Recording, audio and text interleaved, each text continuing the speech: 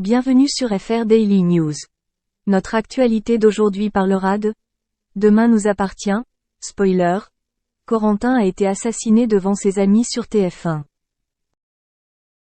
Dans les épisodes Demain nous appartient diffusés début novembre 2023 sur TF1, Corentin tombe dans un piège potentiellement mortel, tandis que Ryan annonce la bonne nouvelle à Jack. Si Héloïse a finalement réussi à s'enfuir après avoir commis plusieurs meurtres, la police sétoise les mettra encore à l'épreuve dans Demain nous appartient sur TF1. Un groupe d'adolescents a littéralement disparu le soir des Halloween, une soirée dont on se souviendra pour toutes les mauvaises raisons. Corentin, Dorian, Luna, Lizzie, Camille et Nathan pensaient poursuivre une chasse au trésor mais tombèrent dans un terrible piège.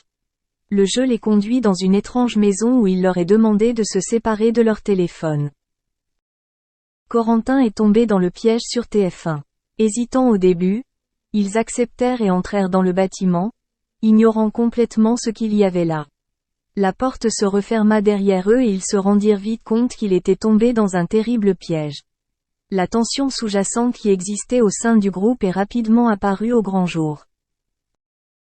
Camille reproche à Nathan de l'avoir traîné ce soir, alors que Nathan pense que c'était l'idée de Corentin. Ce dernier s'occupa de l'affaire et entra dans un couloir sombre.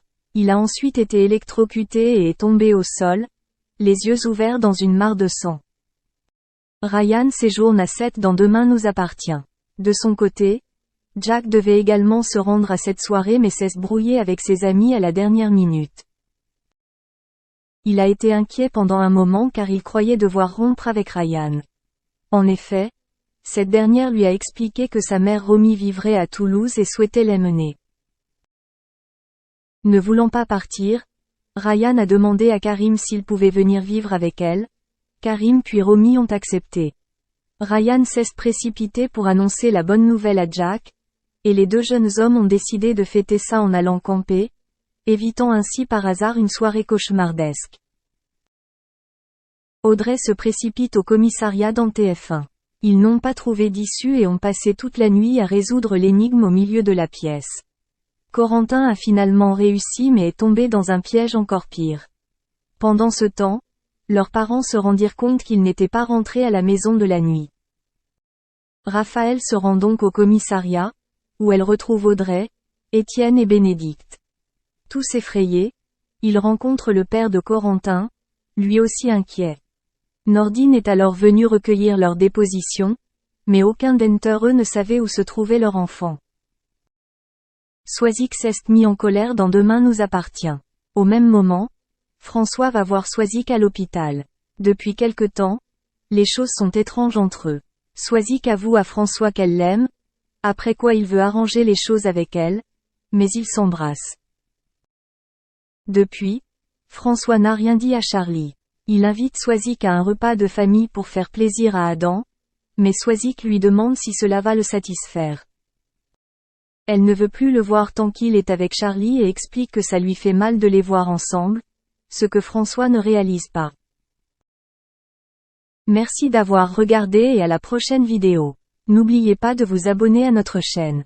En attendant, faites-nous part de vos commentaires dans la section commentaires ci-dessous. Au revoir. Cédric Jubilard, suspect numéro 1 dans la disparition de son épouse Delphine, affirme qu'aucune dispute n'a eu lieu entre eux la nuit du 15 au 16 décembre 2020. Pourtant, la paire de lunettes de l'infirmière a été retrouvée cassée.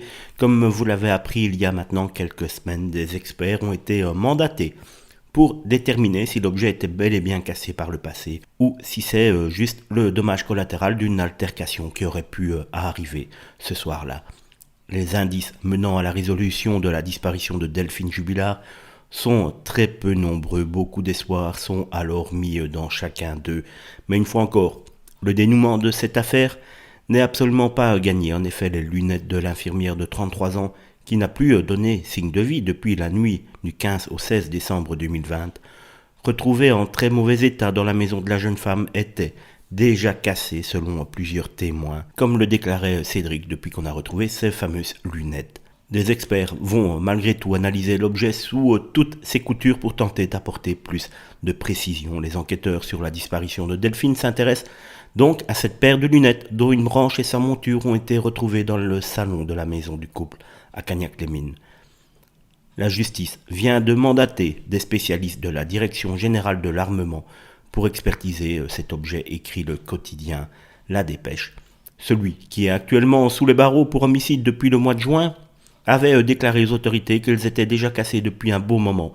Une version validée par plusieurs témoins qui ont tous affirmé que cette paire retrouvée près du canapé, dont les branches fonctionnent avec des clips, était déjà cassée avant la disparition de l'infirmière.